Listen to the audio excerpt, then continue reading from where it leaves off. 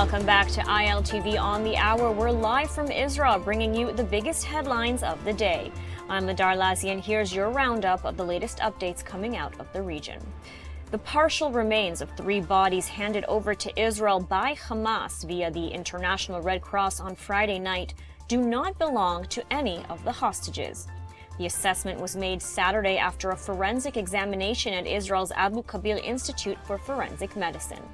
Hamas remains in breach of the ceasefire agreement, which required the terror group to return all remaining hostages, both living and deceased, within 72 hours. But 11 hostages still remain in Gaza.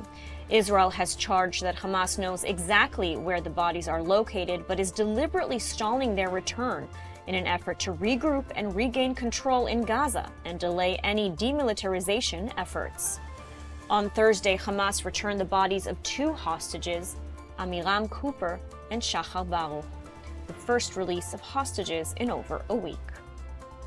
And in the Gaza Strip, Hamas is trying to reassert its control.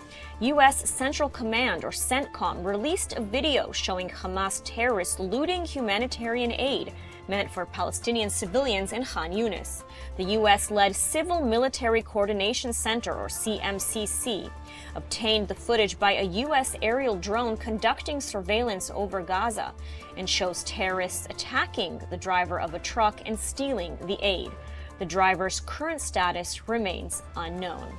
CENTCOM said that over the past week, international partners have delivered more than 600 trucks of commercial goods and aid into Gaza daily. Over the weekend, the chairman of the Joint Chiefs of Staff of the U.S. Armed Forces, General Dan Kane, visited Israel as the official guest of the Chief of General Staff, Eyal Zamir.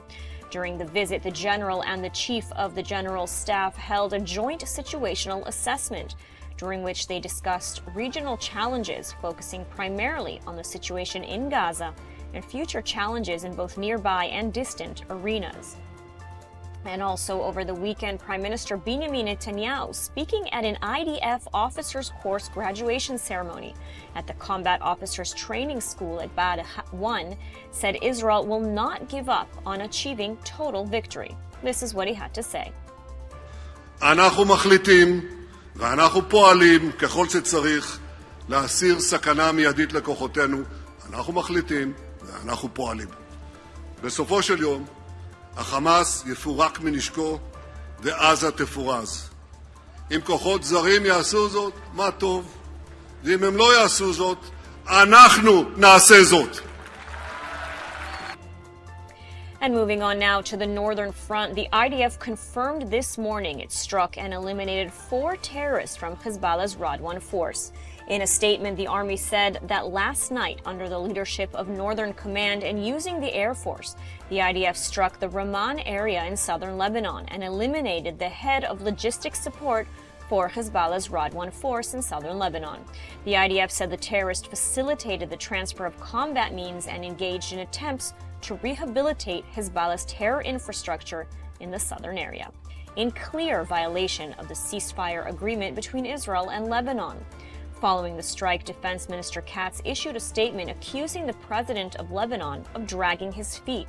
Katz said the Iranian-backed terror proxy is playing with fire and called on the Lebanese government to uphold its commitment to disarm Hezbollah and remove it from southern Lebanon. According to the U.S.-brokered ceasefire agreement, Hezbollah must fully disarm and its terror forces pushed back to above the Litani River, both of which have yet to be implemented by the Lebanese government and army.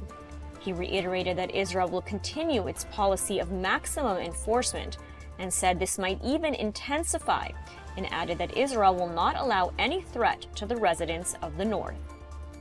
And speaking this weekend at a conference at Manama, Bahrain, U.S. Special Envoy to Lebanon and Syria, Thomas Barak, said on Saturday that despite the setbacks, Hezbollah still retains a force of some 40,000 terrorists and has around 20,000 rockets and missiles. And that's all the time for this hour. Thanks for watching.